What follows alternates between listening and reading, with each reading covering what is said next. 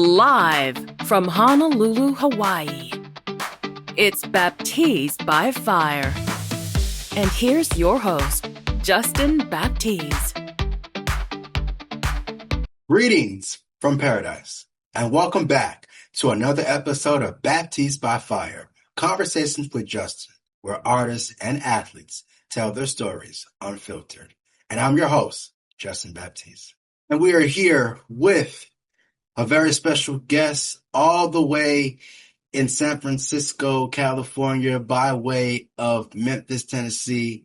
If you haven't heard about this artist today, you guys better go to all your streaming platforms, go to Apple Music, wherever the case may be, and check out this artist right here, R&B soul artist, Cole. How you doing, my friend? What's up? What's up? What's up? I'm doing pretty good. What about yourself? Doing great, man. Good to see you doing your thing. Yeah. You've been on a roll for quite some time. So, what's been going on these days and how are you doing? Well, I guess personally, I'm doing great. I love the Lord. Thank you so much for giving me life, and I'm grateful for everything that uh, I've been through and where I'm going. Musically, it's a whole bunch of stuff coming up for me. So I've been working super, super hard for over a year on my next project. So it's just a bunch of good stuff coming. So yeah. Yeah, you've been talking about, music for quite some time. I definitely got to ask you about your recently released song that's out right now, Down Bad. Tell us Yeah.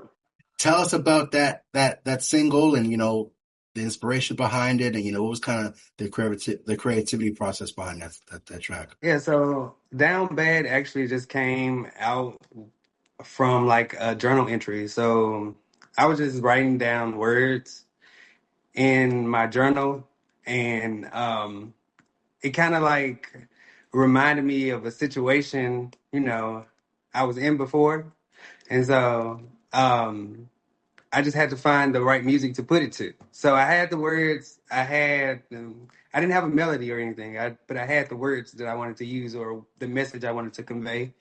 Um, but once I found this like stripped down, kind of almost bass heavy guitar type of beat, a lot of drums, I was like, yeah, this is going to be perfect. Came up with the melodies in literally 5 minutes.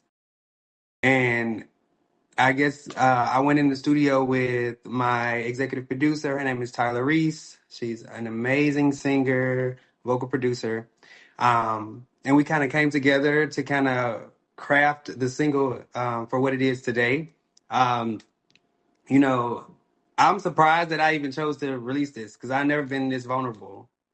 Well, I've been this vulnerable, but I haven't put vulnerable music out as a single and promoted it the way that I am. So I'm kind of surprised in myself. Yeah. So yeah, go get Down Bad right now everywhere. Yeah, it's definitely a great track that's out right now. August Alsina type R&B vibes for sure. Yes. Yes. Shout out to him. Yeah. Now, your music has a very cinematic and emotional feel to it. How would you overall describe, the sound and the world of Chord Code to somebody who's listening to your music for the very first time? Yeah. So um, I kind of write in emotion. So like for me, whatever I'm feeling in that time, you know how you take a certain type of drug and it amplifies the way you're feeling at the time. That's how I would say my music is created. But if someone's wanting to listen to me, um, you know, I try to make my music stick in someone's head. So if you want someone that at least sounds good, has lyrics of meaning, also creative in the way that you know they convey their message. Um, it's a world of its own. It's the world of Cordyville, and I have a sound that I created over the last 2 years that consists of a lot of like vocal stacks and arrangements and uh, you know, things that would stick out to not to the average listener, but to people that know music, you know. So in my world, you know, we learn about music, we know music, and if you like to listen to music, I think you'll like to listen to my music. And in regards to your music, there's lots of artists out there that do R&B, soul, or whatnot. But what separates you from the rest of the pack? I'm not an average R&B singer. Like I kind of relate to, like you said, I seen that. I'm from the hood. I'm from the trenches.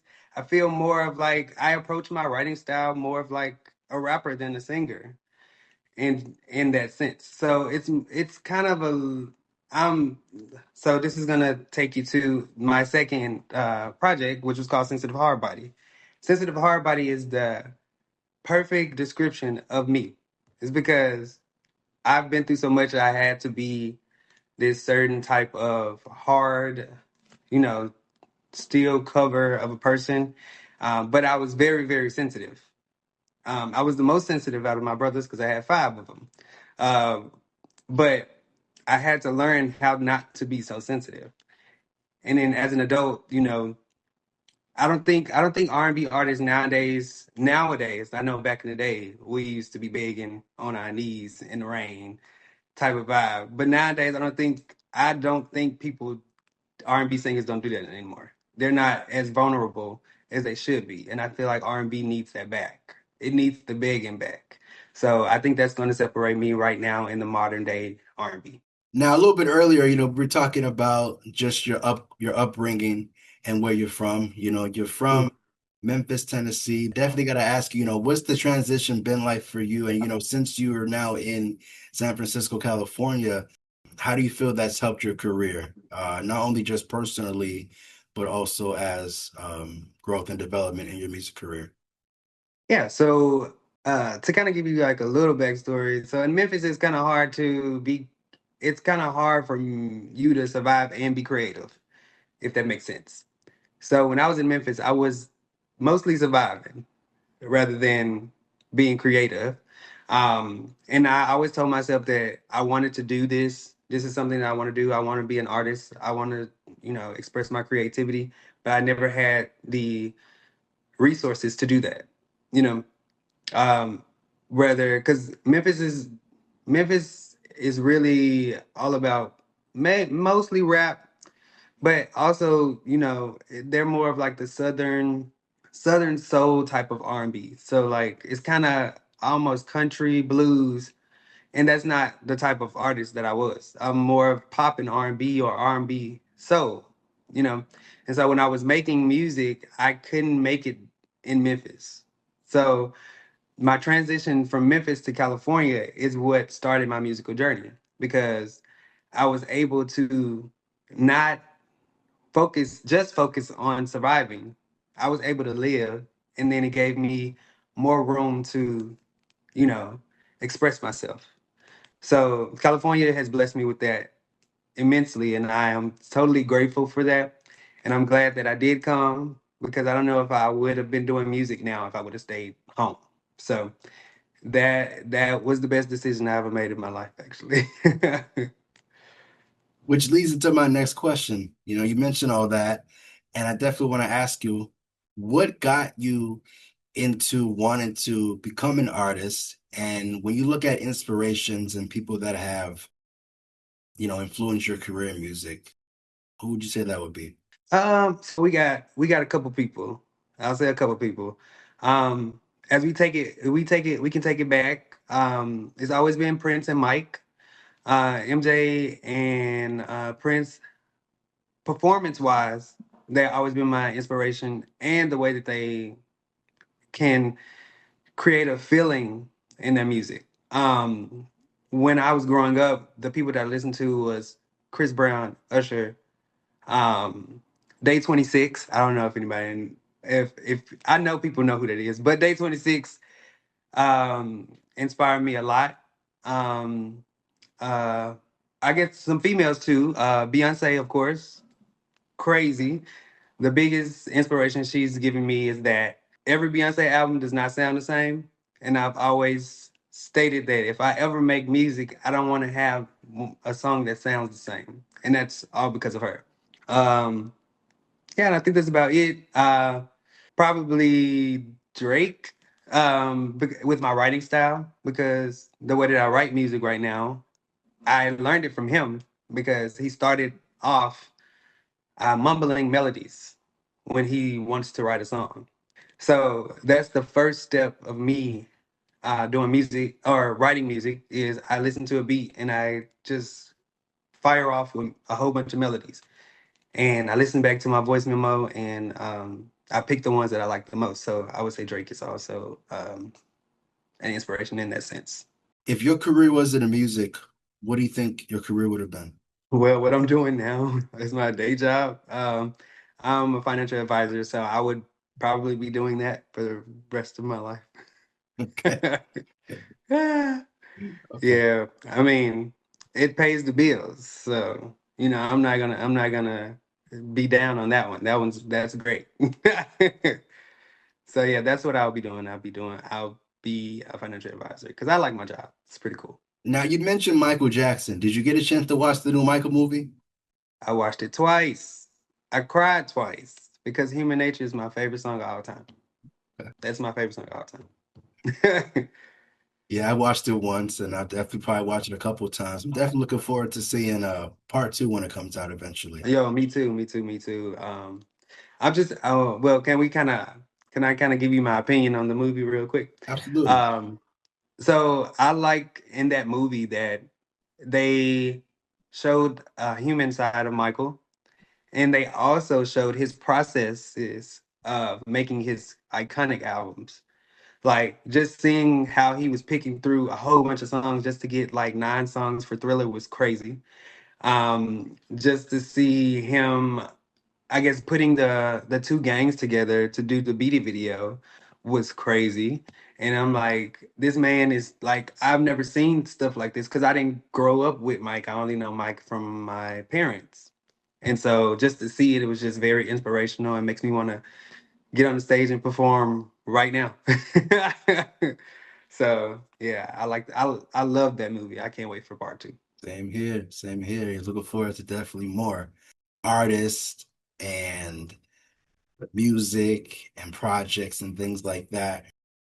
You've got projects such as Hey Y'all, Sensitivity, Hardbody, and CORDYVILLE. Now, with those projects that you've released, how important is an emotional honesty to your music? It's the number one thing. I don't want anybody to ever look at me and like say he's lying or he's faking. I can't feel that. I'm a real person in real life with my friends and my family. I'm always going to tell them the truth, and I'm always so open about how I feel. You know, and I've learned that later in life, and a lot of people don't. A lot of people do take a while to learn that. They're like, "Hey, it's you get one life. So if you feel some type of way, say it." And I feel like being vulnerable, but also staying yourself, is a key of living a happy life. So I try to convey that into my music. I try to be as honest as possible. I try to, well, I mean, some things you can't really divulge, but you'll be um hinting towards it to yourself because most people don't know you outside of the people in your life. But yeah, I try to be as honest as possible in my music. I would never write something that is not true to me, or something I haven't experienced. Now, one of the things that I've noticed about you and your career so far, when it comes to the albums and the cover art, with that being said, talk about that process and how important was that or is that for you as far as when you're coming up with, the visuals and the artwork? Yeah, so for me, I love being creative. I love being stylish, and so for me, I've always been an eras person. So if artists back in the day, like we bringing Mike back up, but Thriller Mike and Bad Mike are two different mics, and I was so big on eras. So this first 3-pack that the world has got now is I got like my first trilogy of introducing myself as an artist. And so with the Hey Y'all, Sensitive Hardbody, and CORDYVILLE, as you can see in the artwork, they're all pictures of my face in some way.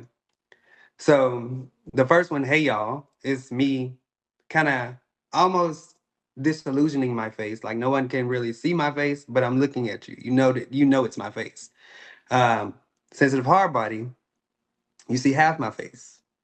And then CORDYVILLE is CORDYVILLE is that project that I learned my sound and I perfected my sound. And so that's why you see the full face. But after CORDYVILLE, it's gonna start a whole new 3-pack. So just so you guys know, the three albums, one era, the next three will be another era. So I come up with a vision before I put my projects out. This is like probably like 3 years in advance because I've been putting projects out at least once a year. So the visuals and the rollouts and the plans and the vision boards are all 3 years in advance. Like I know exactly what I'm going to do, and how I am going to present it. So that's a big part. That's a big part of artistry for me. Like you have to be able to stick out and be different.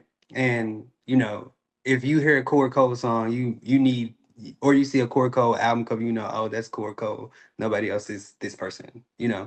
So it's a it's a it's a great it's a great thing to have for a lot of artists too.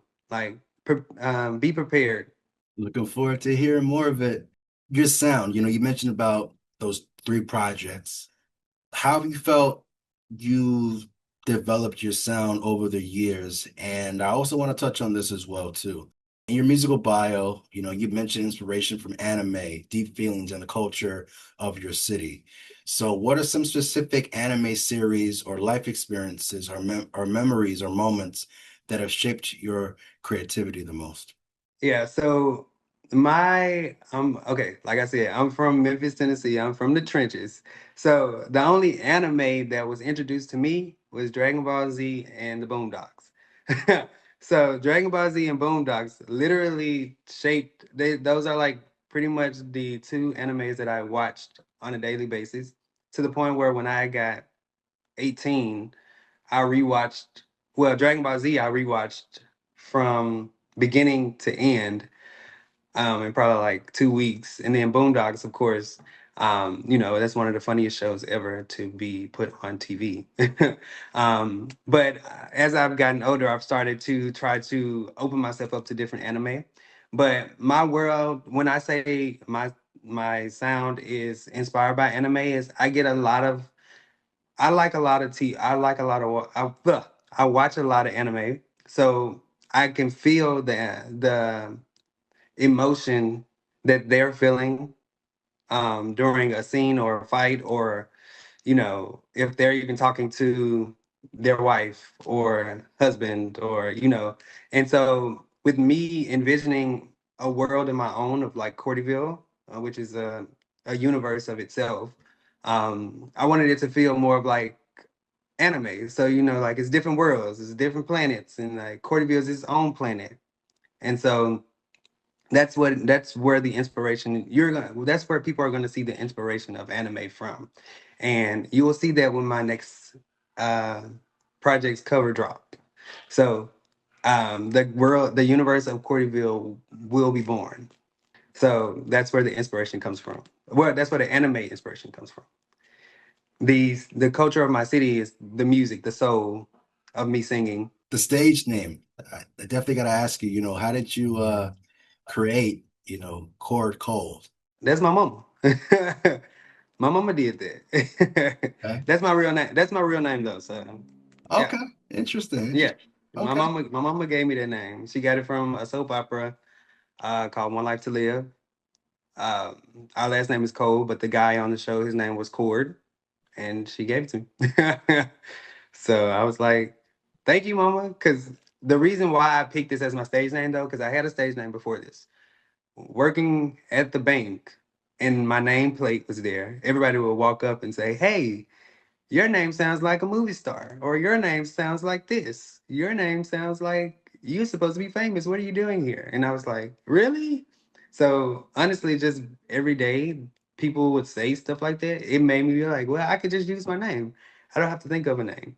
So It's pretty unique. I like it. thank you, thank you, thank you. Like it. Shout out to Jackie Cole. Shout out to Jackie. Yeah, you've written a lot of songs. You've, All of you know, them. done the whole 9 yards with that. My Mind, AA, and Dangerous, they showcase different emotional, feelings and moods. When creating music, do you usually start with a feeling or a melody or a storyline behind it? Gotcha. So all of those things are comprised into making a song. So good job there. The feeling comes after I do the melody. So I would say melody, and however the the instruments in the production is making me feel. Um, it dictates what I'm gonna write about. So most times I'm very vulnerable on hard hitting bass beats because the beat is gonna be so kind of distracting a little bit. So at least if someone listens to it and they realize they're listening to the lyrics, I want them to know that I'm talking some real stuff or I'm being vulnerable or you can really feel this outside of, the beat being good, you know? So it's definitely melody, feeling, and then storyline. Because it's always going to be a storyline in there. Like I said, it's a universe. It's always going to be something to tell there. Just the storytelling and your career. I know we dived into this a little bit earlier, but R&B and soul music continues evolving. I know you mentioned about what separates you from the rest of the pack. hmm Where do you feel Chord Cole fits into the modern R&B landscape? Hmm. I wouldn't say anybody right now. Like, I try. I mean, the closest I would say is probably like Leon Thomas with the way that he kind of writes. But who I forgot to name him first. Actually, let me excuse me for that.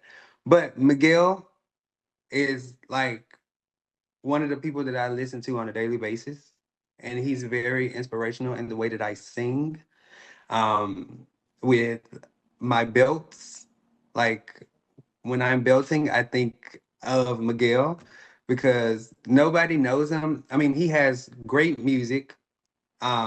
He's more into a rocker type of vibe right now, but if you listen to his music, he really be singing. He be belting like he had lungs of steel. So it was very inspirational. And so I feel like if Miguel was still making music the way he was making it before, like in the 2010s, I would put me right in there with him.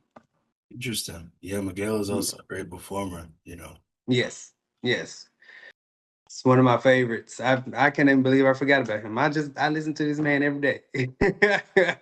You mentioned about where you've grown, evolving as a person and as someone who's been in the music industry for quite some time. Knowing all that, is there anything that you wish you would have known when you first started out in your career? Honestly, I wish I knew the extent of my voice. I wish somebody who I was working with would have helped pull what I had inside of me out.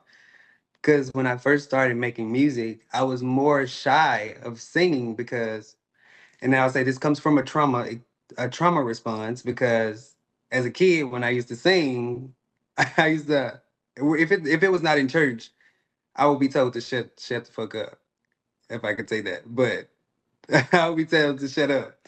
And so I would be more shy of singing when I was doing my first projects or when I first started making music. It's because I didn't believe in my voice because I thought that, hey, they're telling me to shut up, maybe it sounds bad. So yeah, I wish somebody would have came in and said, hey, you can hit that falsetto, hey, you could do that, just try it. Yeah. So yeah, I found that now. So I have my person. And knowing that you found what you've created in your career. As your audience continues to grow, as your sound continues to evolve, and you continue to create your music, what's next for Core Cole in 2026? Are there any upcoming projects, collaborations, performances, and goals that fans should be excited about? I know they mentioned about the 3 projects.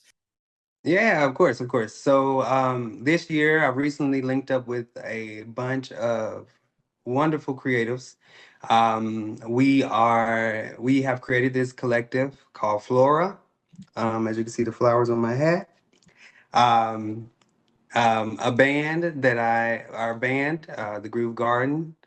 Um, and we've just been in this kind of, we're just at the beginning stages of like figuring out how we can navigate with each other and I guess help each other ins and out. But it's always good to know that you have a musical community. So look out for that. On the 29th, I am releasing the Down Bad live performance video with the Groove Garden and also this incredible guitarist. His name is Dempsey Farrow. But that's coming out on the 29th, and I just dropped a sneak peek of it on my Instagram to announce the date of it. But summertime, I'm releasing a single in June, project July. Um, and it's going to expand the CORDYVILLE universe. I'm going to be doing a lot of shows in the summer because I'm trying to build, like you said, build my fan base. And I feel like a lot of us are missing that. A lot of artists is missing the street teams that old artists used to have, like when they used to be outside and they used to be selling their CDs out of trunks and they used to be on the corners singing and just building a legitimate fan base because we have social media. So social media has really become a kind of a crutch for a lot of us nowadays. And so this summer, that's my plan, is to get out in the streets and make it known who I am so that I can create a bigger community or a better community or a community that, messes with me. Because even with, this is for an example. Like say, for example, if Drake had a bad year, like 2024, 20, whatever, I think that was 2024. So if he didn't have his loyal fan base, the world turned on him. He wouldn't have had nobody, you know? So I feel like you have to build that community, which we're starting to build, to be successful. And so that's my goal for this year, 2026. I'm going to be releasing a lot of music, a lot of visuals, doing a lot of things with the band, Groove Garden, doing a lot of things with the collective Flora. So I feel like people are probably going to have to mute me in a minute because I'm probably going to be putting stuff on in their algorithm at least once a day. So once the summer starts, it's go time. So once this live performance drops, it's go time. So and that's on May 29th is going to be on my YouTube. But yeah, it's great stuff. Great stuff. And you definitely been releasing a lot of great stuff. And I'm looking forward to hearing all of it and looking forward to seeing more performances of you. And you might have to come out to Hawaii. No, for real, for real, for real. I definitely do that. My auntie lives out there, so I definitely will. Well, she lives on Maui. I don't know what island you're on, but she lives in Maui. 25 minutes away. Yeah, so I'll be there. I'm probably there this summer. I'd like to go. Yeah, so yeah, I would love to do that. Looking forward to hearing more from you. I'm so proud of you and your career, man. I've been listening to your music for quite some time. It's a pleasure to have you here. He's on the rise. He's definitely up next. Wish you all the best. Thank you so much. Thank you. Thank you. I really appreciate you for your time. And that concludes another conversation with Justin. You can reach Justin Baptiz on any of the social media handles listed here. So, until we meet again, remember, it's Baptiz by Fire.